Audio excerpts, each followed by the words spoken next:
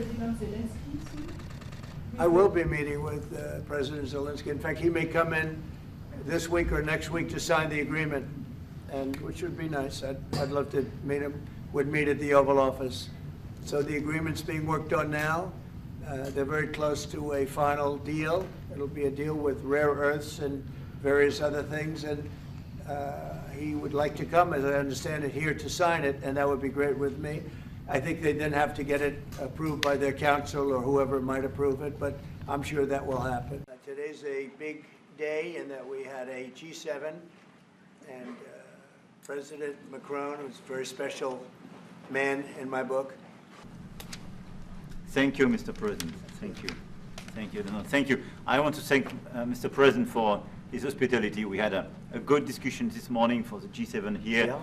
and for the third year of this war in Ukraine, and I think our common objective clearly is to build peace, and a solid and long-standing peace. Very special with France and very special with this gentleman on my right, and we look forward to keeping that going for a long period of time. Thank you very much. Thank you.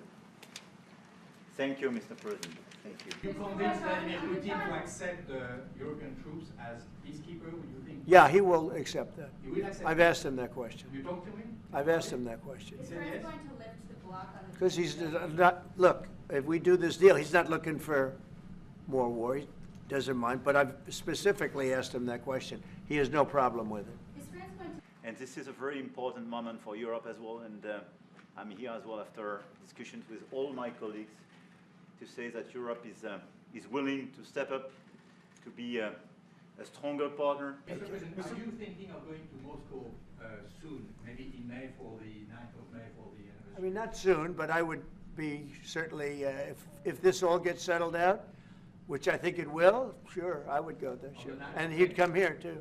On the 9th of May on the Red Square? I don't know the 9th of May, no, I don't. I think that's pretty soon. But no, at the appropriate time, I would go to Moscow. I think the war could end soon. How soon? Within weeks. Weeks? Yeah, I think so, right? Don't you think so? I'd like to have you, I think we could end it within weeks if we're smart. To do more in defense and security for this continent, and as well to be a reliable partner. Critical minerals deal... It looks like we're getting very close. The deal's being worked on, and we're, I think, getting very close to getting an agreement where we get our money back over a period of time. But it also gives us something where I think it's very beneficial to their economy, to them as a country. But, you know, we're in for $350 billion. How we got there, I don't know, but that's a lot of money, a lot of money invested, and we had nothing to show for it. And it was the Biden administration's fault. Mr. President.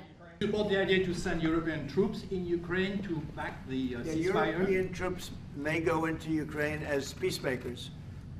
So when the agreement is done, they can watch that everything's followed properly. I don't think that's going to be a problem. And a lot of the European countries, I think, I don't want to speak for France, but I know that the president's talked about doing that also. I think that'll be a very good day when we can go in as peacekeepers as opposed to what's going on right now with everybody being killed. Will they have U.S. backing, those troops going in? Very strong American involvement.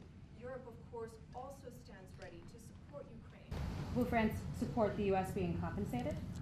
I support the idea to have Ukraine first being compensated, because they are the one to have lose a lot of their fellow citizens and being destroyed by these attacks. Second, all of those who paid for could be compensated, but not by Ukraine, by Russia, because they were the one to aggress. Again, just so you understand, Europe is loaning the money to Ukraine. They get their money back. No, in fact, to be frank, we paid 60% of the total effort, and it was through, like the US, loans, guarantee, grants, and we provided real money, to be clear. We have 230 billion frozen assets in Europe, Russian assets, but this is not as a collateral of a loan, because this is not our belonging. So they are frozen. If at the end of the day in the negotiation we will have with Russia, they're ready to give it to us, super. It will be loan at the end of the day, and Russia would have paid for that. If you This is my believe wish. that, it's okay with me. Mr. President. They get their money back, and we don't, and now we do. In Europe are going to get back to their business. I don't think it's going to be a problem. Mr. President, you meet with President. Supporting its military. Well, thank you very much, everyone. Great honor to be here. The purpose of our meeting today is to end another battle, a really horrible one, a war, something that we haven't seen since the Second World War, that is ravaging European soil, the deadliest and most destructive conflict that one can imagine.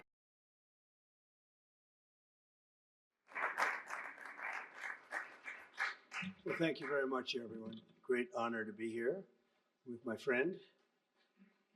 Our focus is on achieving a ceasefire as soon as possible and ultimately a permanent peace.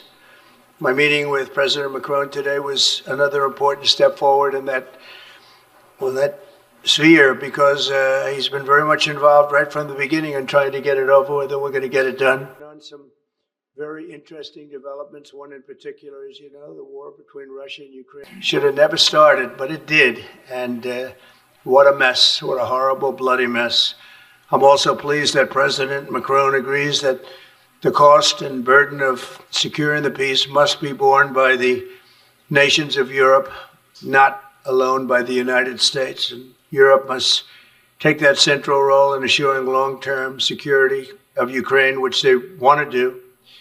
And that's not a very big step. The big step is what's going to happen over the next few weeks. If it happened if I was president, that was not going to happen. The horrors of this gruesome and bloody war I've been elected by the American people to restore common sense to Washington and indeed to the world. And I believe strongly that it's in the best interest of the United States, the best interest in Europe, the best interest of Ukraine, and indeed the best interest of Russia to stop the killing now and bring the world to peace. My administration is making a decisive break with the foreign policy failures of the past administration and, frankly, the past. I ran against a very foolish foreign policy establishment, and their recklessness has led to the death of many, many people. They want to end this war. So that's a big thing, because I didn't know if I could say that. But question for both of you, actually. Mr. Macron, you were one of the last Western leaders to speak to Putin before Ukraine's invasion. What advice, what recommendation could you make to President Trump to make sure that this time you can get strong enough guarantees from Putin to get a peace deal that lasts this time? And Mr. President Trump, what makes you think you can trust Putin in those negotiations? Thank you.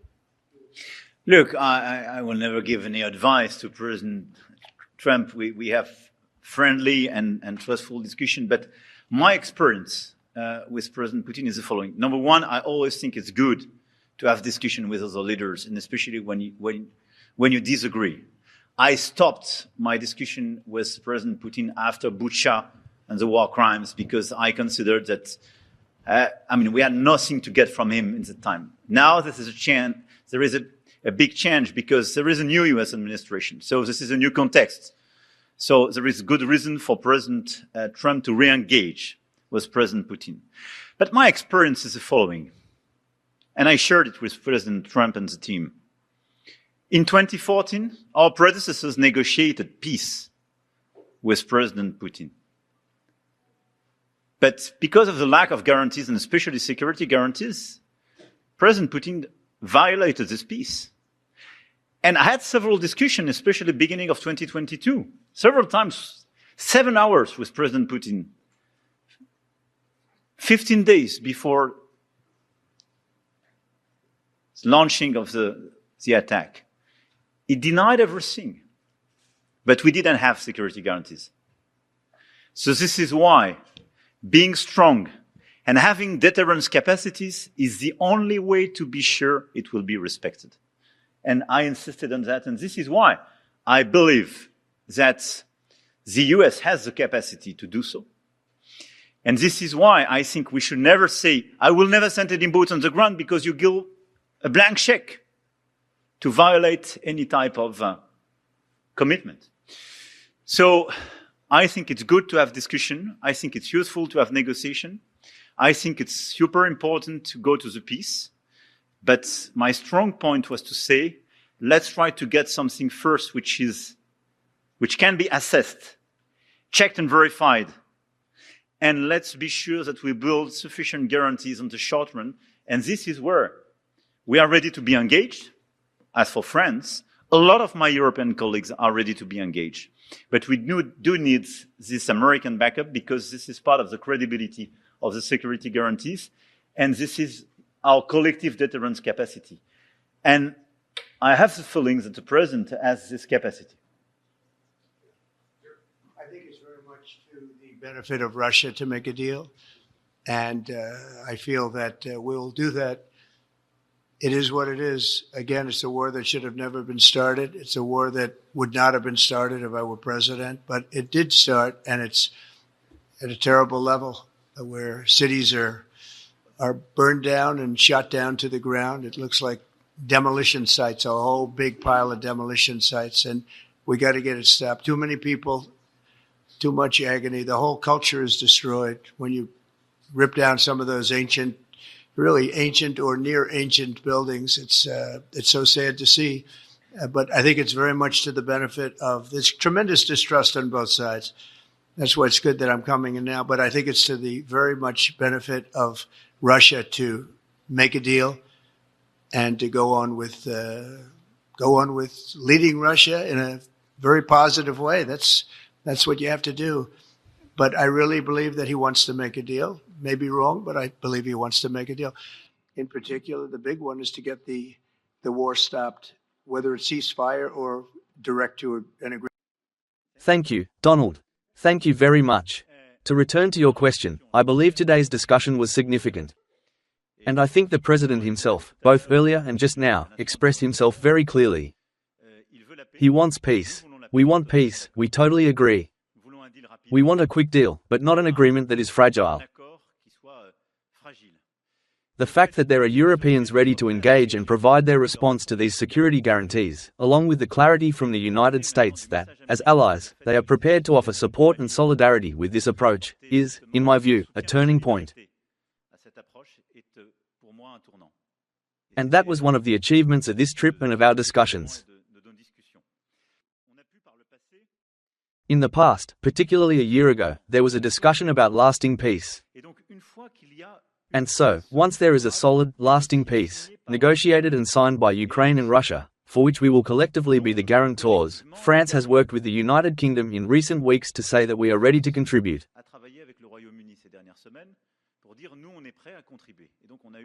And so we had a plan that was discussed between our military entities to say, we are ready, not to go to the front, not to go to disputed or occupied territories, but to show our support to ensure that peace is negotiated, signed.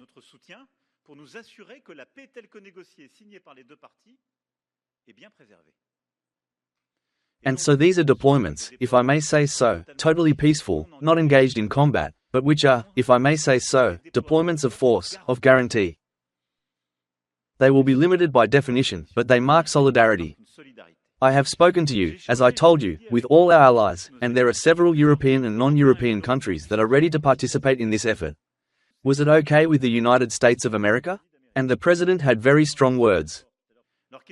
Their question was, does it agree with the United States of America?